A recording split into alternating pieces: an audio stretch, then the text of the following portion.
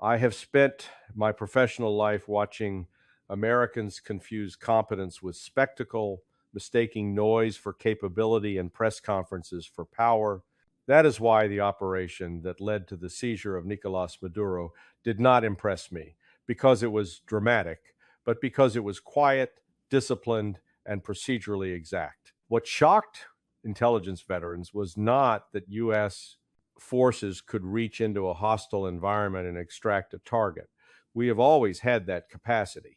What shocked them was that the operation unfolded without narrative leakage, without interagency freelancing, and without the familiar pattern of political theater that usually degrades execution.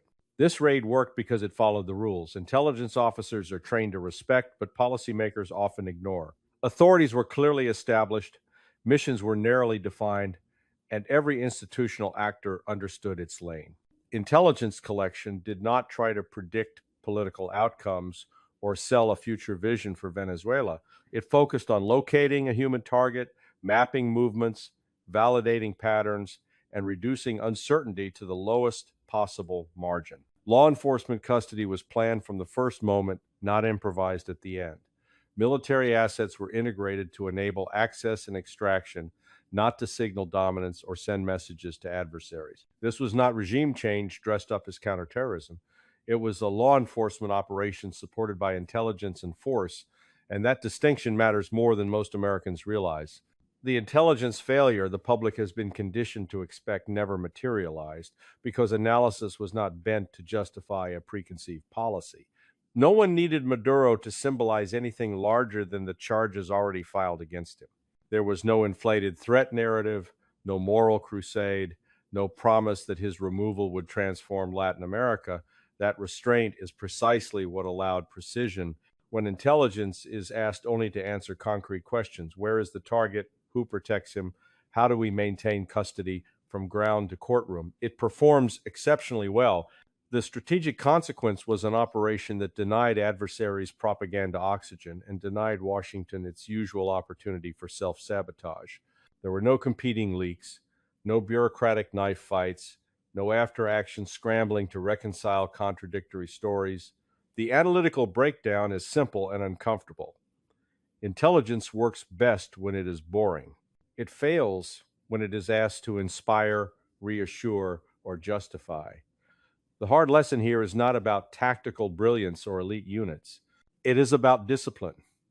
When intelligence is treated as a craft rather than a narrative weapon, outcomes follow. What made this raid exceptional was not innovation, but obedience to principles the American system has spent 2 decades violating. When I entered the intelligence profession, analysis was treated less like an art and more like a discipline, closer to engineering than journalism. You were not rewarded for bold predictions or compelling language. You were rewarded for being right, and more importantly, for knowing precisely how wrong you might be. Estimates were bounded, assumptions were explicit, and dissent was not just tolerated, but expected. We were trained to separate what we knew from what we believed, and to flag clearly where evidence ended and inference began. Intelligence existed to reduce uncertainty for decision makers, not to eliminate it, and certainly not to replace judgment with confidence. That culture shaped everything from how sources were evaluated to how finished assessments were written. A good analyst did not tell policymakers what they wanted to hear. He told them what they needed to know, even if it complicated their plans. That system began to erode long before Iraq, but the post 9/11 era accelerated the decay. Intelligence became increasingly outcome-oriented.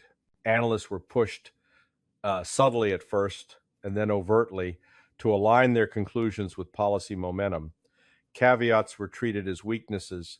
Probability language was scrubbed out in favor of declarative statements. Instead of asking whether a claim was sufficiently supported, managers asked whether it was sufficiently useful.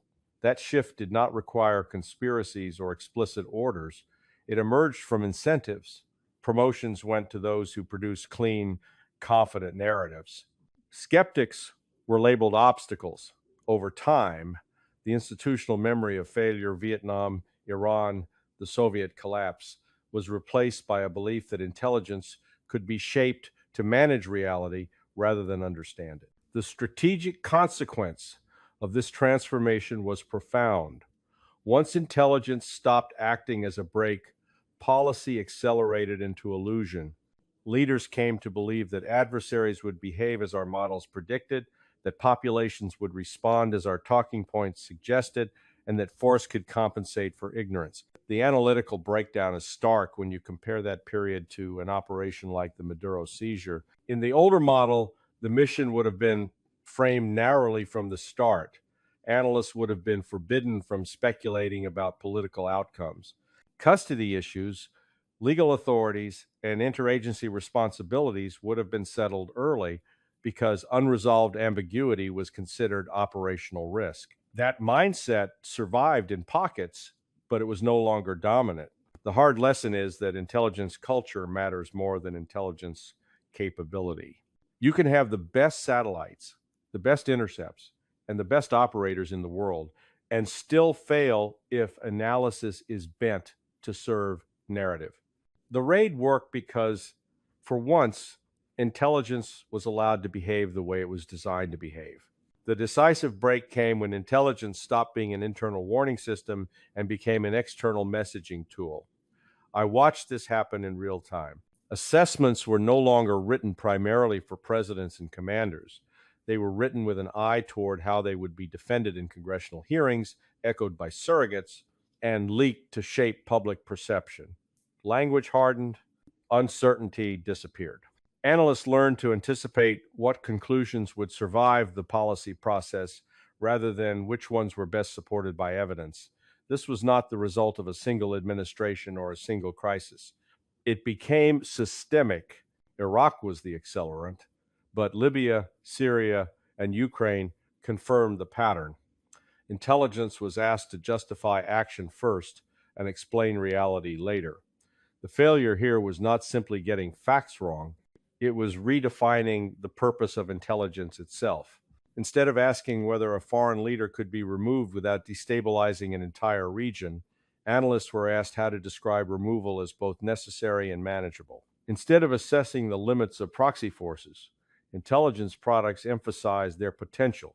When those projections failed, the answer was never that the assumptions were wrong, but that execution had been insufficient.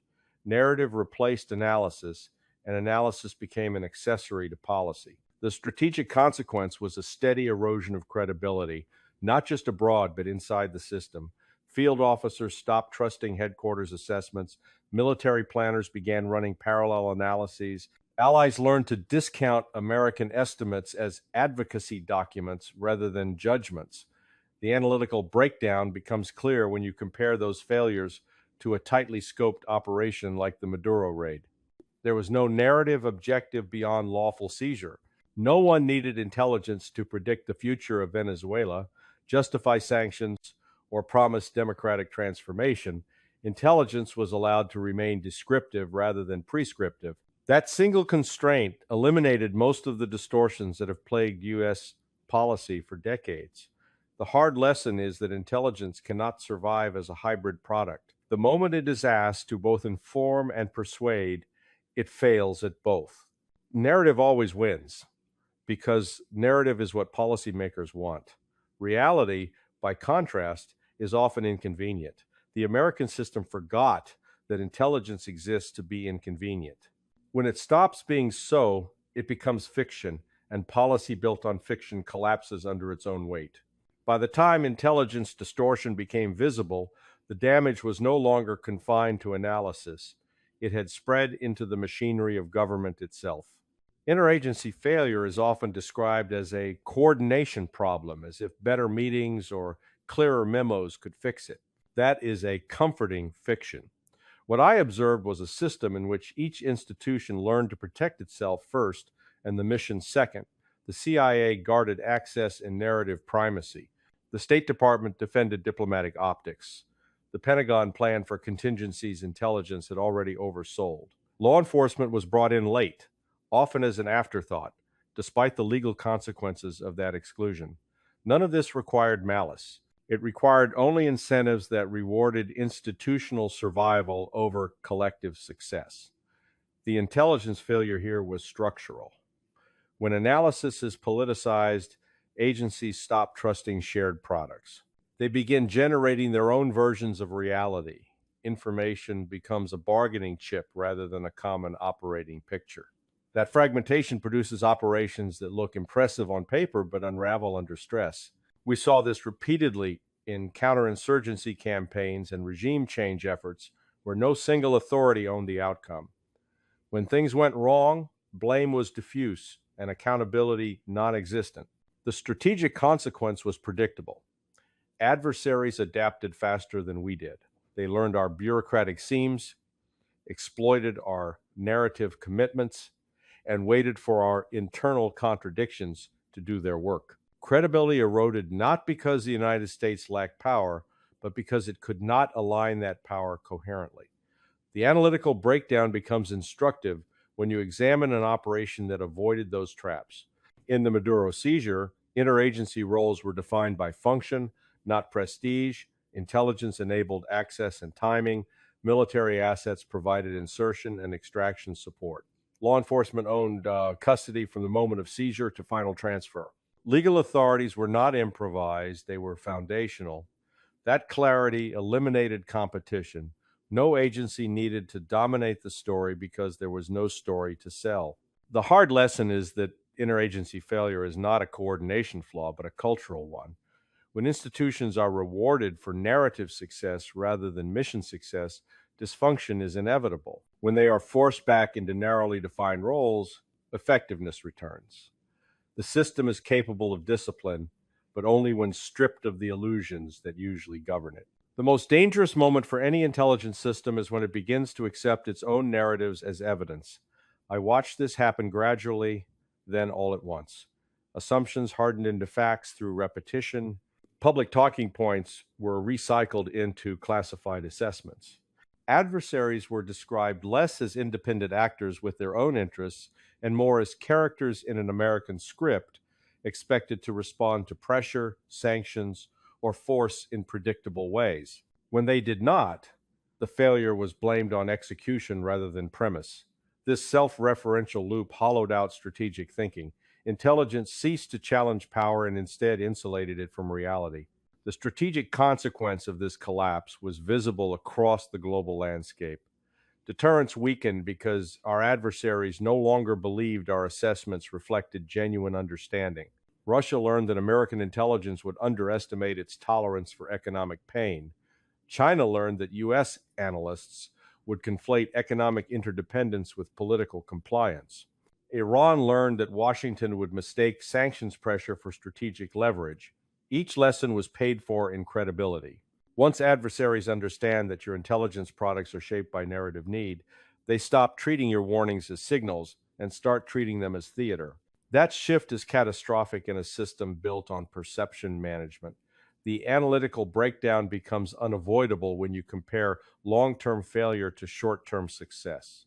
Operations like the Maduro seizure succeeded precisely because they did not require belief in a story. There was no theory of regional transformation, no assumption that justice would inspire reform, no claim that removal would solve structural problems.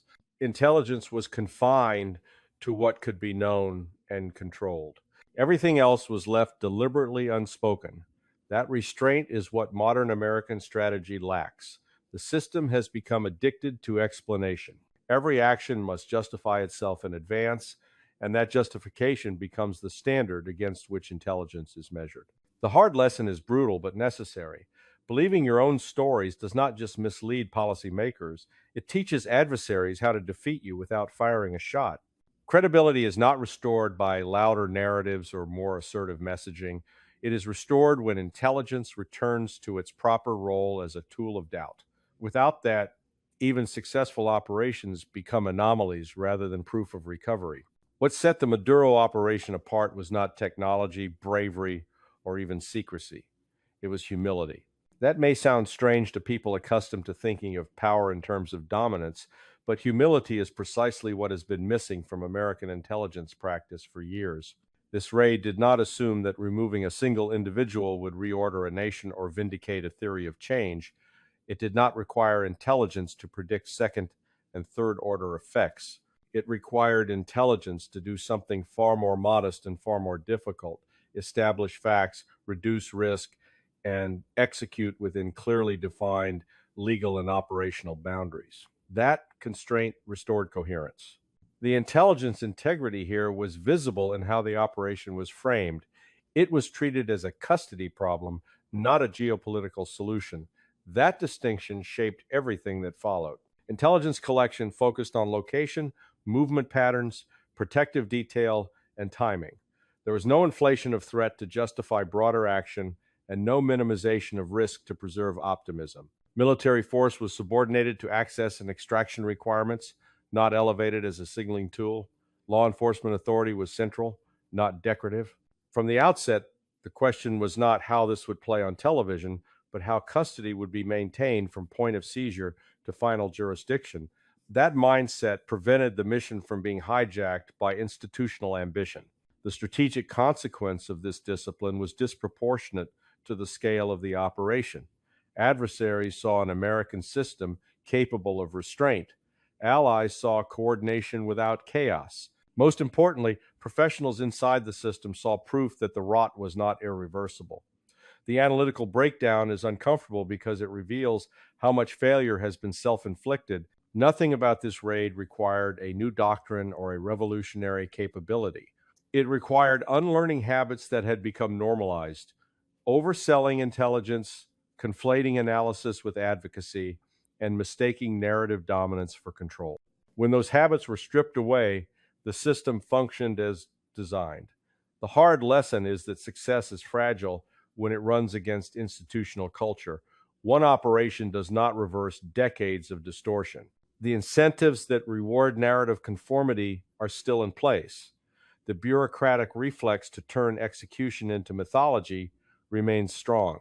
If this raid becomes a story about restored American greatness rather than a case study in disciplined restraint, the lesson will be lost. Intelligence did not shock veterans because it did something new. It shocked them because it briefly remembered what it was supposed to be. The final lesson is the one the American system resists most because it cannot be packaged, celebrated, or safely ignored. Intelligence does not exist to validate power. It exists to restrain it. When that restraint disappears, states do not simply make mistakes, they lose the ability to recognize mistakes at all. What I've described is not a story of decline driven by lack of resources or talent. It is a story of self-inflicted blindness. The United States did not lose credibility because it failed too often. It lost credibility because it refused to admit why it failed. Intelligence became fiction not because analysts forgot how to collect or assess information, but because institutions stopped tolerating inconvenient conclusions. The Maduro operation briefly reversed that logic. Intelligence was allowed to function as a craft rather than a performance. Analysts were not asked to predict political futures or reassure domestic audiences. They were asked to answer specific, bounded questions and to acknowledge uncertainty where it existed. That humility produced clarity. The strategic consequence of forgetting this lesson has been visible for years. Adversaries no longer treat American assessments as windows into reality. They treat them as signals of intent, stripped of analytical value. Allies hedge not because they doubt American power, but because they doubt American judgment. Once that doubt sets in, alliances weaken from the inside. The analytical breakdown leads to an uncomfortable conclusion.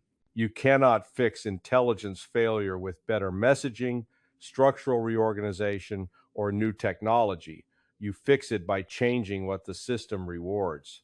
As long as careers advance through narrative alignment rather than analytical rigor, intelligence will remain vulnerable to distortion. As long as policymakers demand certainty where none exists, analysts will continue to manufacture it. The hard lesson intelligence forgot is that doubt is not weakness. It is the foundation of sound judgment. Systems that suppress doubt collapse into illusion. This documentary is not about a single raid or a single figure. It is about a choice. Intelligence can either return to its proper role as a disciplined, skeptical instrument that limits damage, or it can continue its transformation into fiction that flatters power until reality intervenes. The raid shocked intelligence veterans because it reminded them of a system that once existed and could exist again. Whether that memory becomes reform or nostalgia will determine whether American strategy recovers credibility or continues to decay under the weight of its own stories.